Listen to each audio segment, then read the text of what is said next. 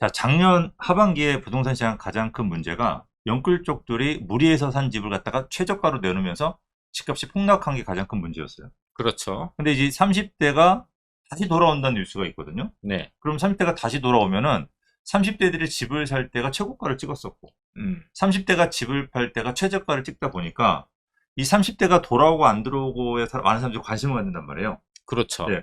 이 사실 여부를 오늘 한번 확인해 봐야 될 것 같은데, 네. 자, 어떻습니까? 일단은 그 30대가 돌아왔다라는 거를 알 수 있는 게 이제 청약 시장을 보면 될 것 같아요. 요즘 가장 핫하니까. 그렇죠. 음. 가장 이제 많은 사람들이 관심을 갖고 있으니까 이 청약 결과에서 보면은 연령대별로의 이제 어떤 그 당첨자 비율을 좀 볼 필요가 있는데, 이 당첨자의 55.3%, 그러니까 절반 이상의 사람들이 30대에 해당이 된다는 거죠. 이걸 보면서 30대가 지금 부동산 시장으로 다시 돌아왔구나를 알 수 있게 된 거예요. 그리고 이 청약 시장뿐만 아니라 일반 매매 시장에서도 이 30대 약진이 두드러지게 나타나고 있거든요. 부동산 상승기라고 할 수 있는 2021년의 비중이 25.2%인 거에 비해서 영끌이 한참일 때죠. 그렇죠. 네. 근데 지금 현재 2023년에 이 30대의 비중이 오히려 26.6%로 그때보다 훨씬 더 높은 걸 볼 수가 있어요. 그러니까 그 영끌이 문제가 됐던 시점보다 오히려 30대 매수가 더 많아졌네요. 그렇습니다. 자, 그러면은 이렇게 30대들이 돌아온 이유가 뭔가요? 첫 번째로 볼 수 있는 게 이 청약 제도가 개편이 확대되면서 그 가점이 높은 4인 가구, 5인 가구 또는 40대, 50대 분들의 청약기가 열려 있었는데, 이게 추첨제로 확대되면서 추첨이 0이었던 투기과열지구 같은 경우도 60%나 추첨으로 하고요. 또 조정 대상 지역도 25%였던 게 추첨을 60%로 확대하니까 청약 가점이 낮은 20, 30대 젊은 층들이 이 청약 시장에 뛰어들 수 있는 상황이 만들어진 거예요. 그러니까 추첨제가 보니까 한 4배에서 5배 정도 늘었네, 양이. 네. 어, 그리고 두 번째로는요, 집값이 바닥을 찍었다는 인식이 정보력이 굉장히 빠른 30대를 중심으로 해서 확신을 좀 갖게 된 거예요. 지금 이제 그래프를 보게 되면 최근에 이 부동산원에서 발표된 부동산 동향인데, 작년 11월, 12월에 부동산이 바닥을 찍었다. 그것도 수도권뿐만 아니라 서울의 바닥도 작년 말이 찍었다라는 거를 정확한 데이터를 통해서 보고 나니까 지금 집값이 바닥이고 앞으로 집값이 지금보다는 가격이 더 오르지 않을까라는 생각을 하게 된 거죠. 세 번째 같은 경우가 이 부동산에 대한 급등기를 몇 번 겪었잖아요. 최근에도 이제 부동산 가격이 상승을 했다가 떨어졌지만 결과적으로는 우상향이 되고 과거 가격보다는 높아졌다라는 것을 과거 여러 데이터를 통해서 학습을 한 거예요. 그러니까 조금 떨어졌을 때 사놔야 앞으로 오를 수 있는 시점에 내가 수익을 얻을 수 있다라는 생각, 이 학습 효과 때문에 좀 더 확신을 갖고 30대들이 시장에 뛰어들고 있다라고 볼 수가 있고요. 우리가 이 90년대 저점, 리먼 브러스테트 저점, 그리고 2010년 중반의 저점, 지금 현재 저점이라고 판단하는 거죠, 이렇게. 그렇죠. 다시 올라갈 상황으로. 그렇습니다. 네.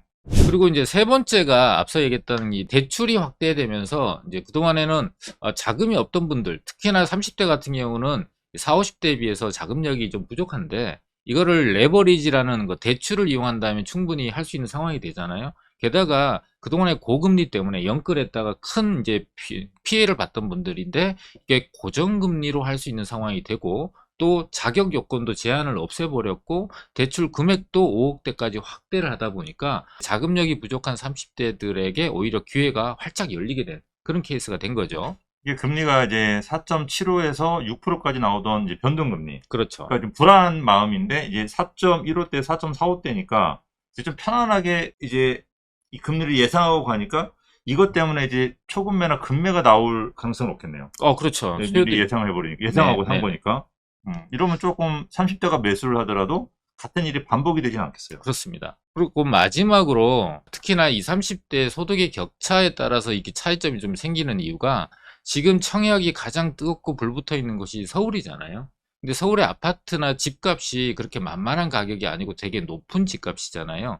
그러니까 20, 30대 중에서도 상당히 소득이 높은 사람들이 집값이 높은 서울에 청약이 많이 참여를 하고 있다. 그래서 지금 가계 동향 조사를 보게 되면은 1분위부터 5분위까지 있는데, 이 5분위에 해당되는 사람들이 소득이 높은 사람들이거든요.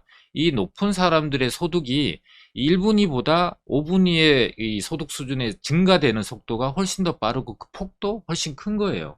그러니까 이제 소득이 느는 사람들이 청약 시장에 전국적으로 들어갔다기보다는, 왜냐면 전국적인 청약 같은 경우는 그렇게 큰 돈이 필요하진 않잖아요. 그렇죠. 한 5천, 1억 정도면 다 웬만한 지역은 다 들어갈 수 있으니까, 이게 소득이 높은 젊은 사람들이 많다라고 하는 거는 이제 강남이라든지 서울의 중심지, 이런 것들이 앞으로 청약 시장, 매매 시장이 열렸을 때 30대가 진입할 가능성이 이제 굉장히 높다라고 하는 거겠죠.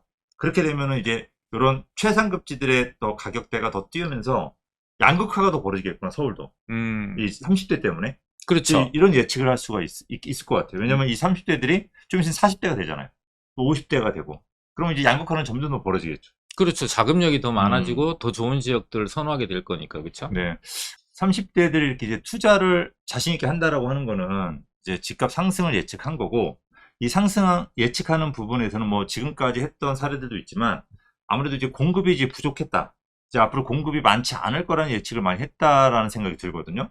아무래도 특히 수도권, 서울 같은 경우는 공급이 굉장히 부족하잖아요. 이 부분들이 30대를 움직이는 가장 큰 이유이지 않을까 싶은 생각도 있습니다. 앞으로 주택 공급 물량이 어떻게 될 것인가는 세 가지 정도를 확인하면 확실하게 알 수가 있습니다. 일단 2년 뒤에 물량이 얼마나 나올 것인가를 보는 거는 분양 승인 양이 얼마나 되느냐, 요걸 보시면 되고요.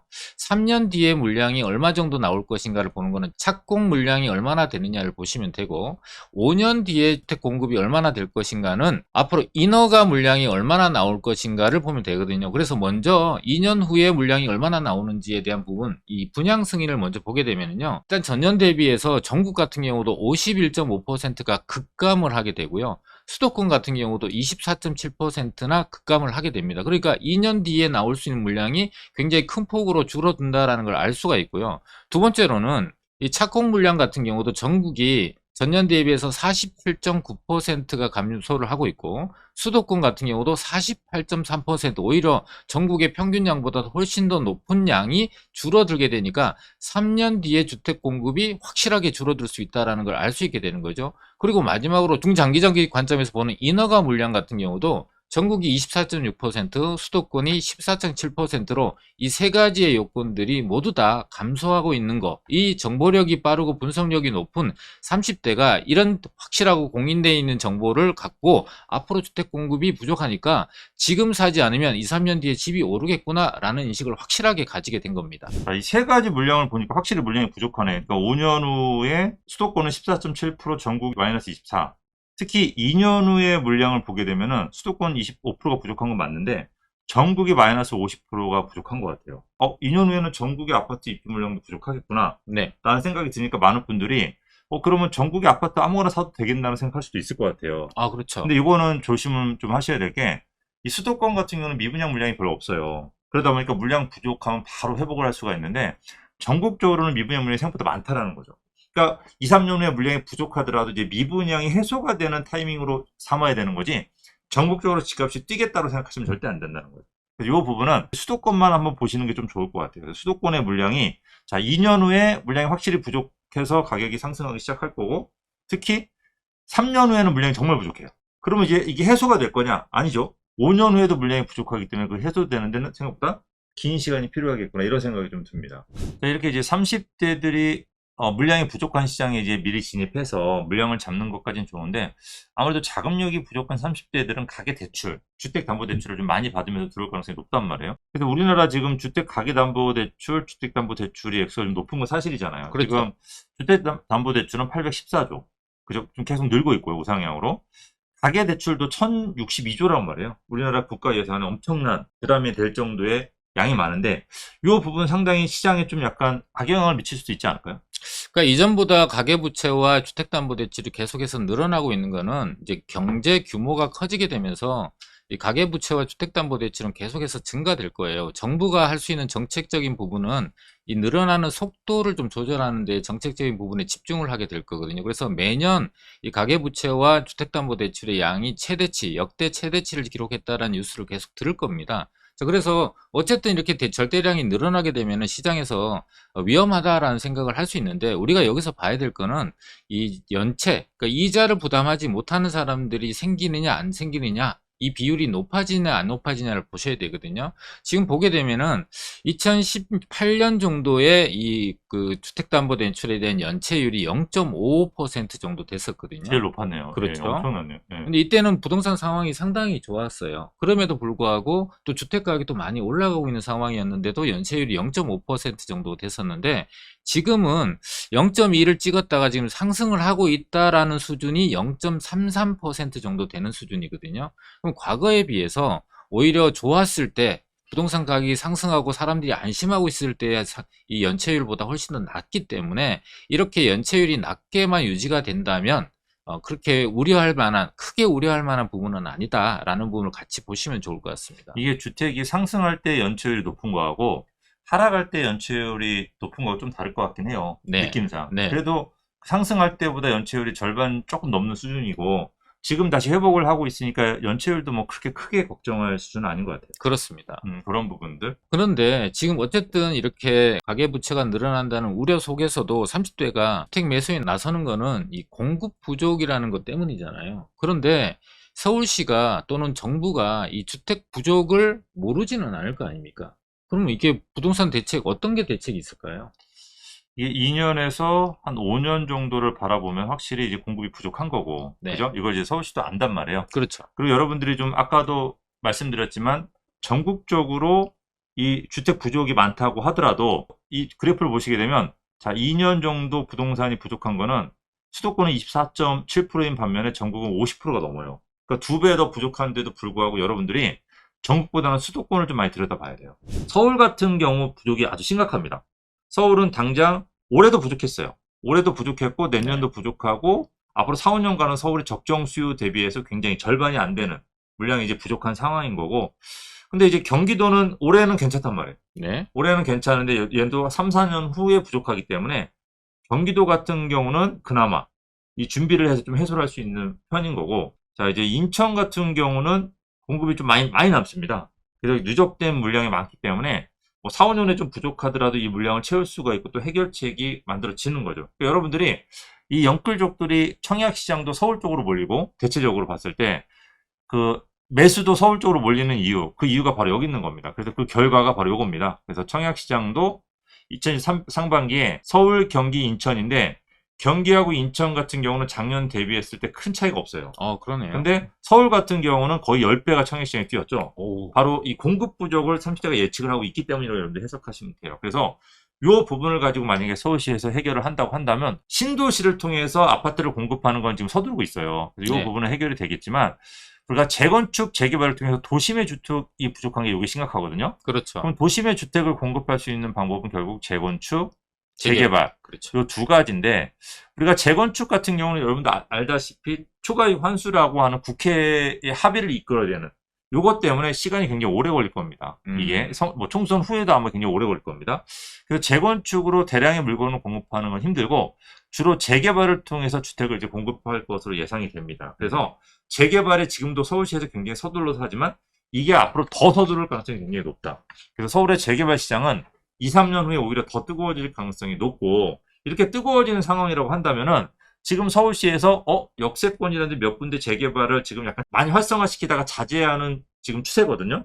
근데 요게 다시 또 활성화할 가능성이 굉장히 높아요. 공급 부족에 인해서. 그래서 예전에 서울시가 도심지, 강남이나 중심지의 아파트 공급은 조금, 재개발 공급은 조금 이 몸살인 반면에 외곽 쪽 위주로 공급을 했었거든요. 근데 이제는 이제 안 따질 것 같아요. 검은고와 흰고에 따질 수가 없고 이제 도심이나 강남 중심의 대규모 아파트 공급을 서두를 것 같고 그 속에서는 이제 역세권이나 어떤 모아주택이나 신통, 강남 신통들이 이제 등장하기 시작할 겁니다. 그래서 이 부분을 우리 여러분들이 잘 기억을 하셔가지고 우리가 강북의 신통과 강남의 신통은 또 다를 거고 네. 강북의 모아주택과 강남의 모아주택은 다를 거예요. 수익률이 완전히 네. 차이가 많이 나죠. 그래서 여러분들이 이겁니다. 예를 들어서 우리가 15년 전에 10년 전에 투자하신 분들 기름에 투자하신 분들 흑석에 투자하신 분 한남유탄 투자하신 분이 다르실 거예요. 다. 네. 근데 그 15년 전에는 기름에 2억 흑석에 3억 한남유탄에 4억이면 투자됐다고요. 그렇죠. 1억씩밖에 차이가 안 나죠. 맞아요. 근데 이게 지금 15년 지나서 아파트가 완성이 되니까 이제 기름은 10억이에요. 아파트가. 맞죠. 흑석은 뭐 15억, 17억, 뭐 비싸면 20억을 한단 말이에요. 네네네. 근데 한남유탄은 25억에서 30억을 하잖아요. 차이가 그러니까 엄청 커졌네. 15년이라는 시간 동안 흘렀는데 여러분들이 어떤 선택을 하느냐에 따라서 10년, 15년 후의 미래는 바뀌는 거예요. 물론 기름이 훨씬 더 빨랐어요. 네. 기름은 10년 만에 아파트가 들어섰으니까. 그렇죠. 근데 한남은 20년 되는 시점에 아파트가 들어섰 거란 말이에요. 근데 여러분들이 만약에 10년의 기름이냐, 20년의 한남이냐를 여러분들이 지금 선택해야 되는 거예요. 이 타이밍이 지금 왔다라고 하는 거죠. 그리고 이런 부분들이 여러분들이 지금 어떤 선택의 기로에 있어서는 굉장히 중요한 포인트이기 때문에 저희가 이게 말로만 단지 여러분들한테 이렇게 해야 됩니다가 아니고 구체적인 상황, 어떤 지역을 해야 될지, 어떤 물건을 해야 될지에 대한 방향을 저희가 정확하게 짚어드리기 위해서 세미나를 준비를 했습니다. 금요일과 토요일에 김꼰대, 그다음에 이꼰대가 셋이서 이제 준비를 열심히 했으니까요. 우리 시청자분이 시간 내서 오신다면은 충분히 앞으로의 부동산 시장의 흐름, 그리고 어디에 어떤 물건을 살 수 있고 또 작은 자본으로도 어디에 기회가 있는지를 명확하게 알 수 있는 그런 내용으로 꽉꽉 채웠으니까 시간 내서 꼭 오시면 좋을 것 같습니다. 자, 저희는 여기서 마치고 여러분들 다음 주 저희 수요일 날 라이브 방송 또 저희가 준비했으니까 본방사수. 라이브 본방사수도 해주시면 감사하겠습니다. 자, 저희는 여기서 물러가도록 하겠습니다.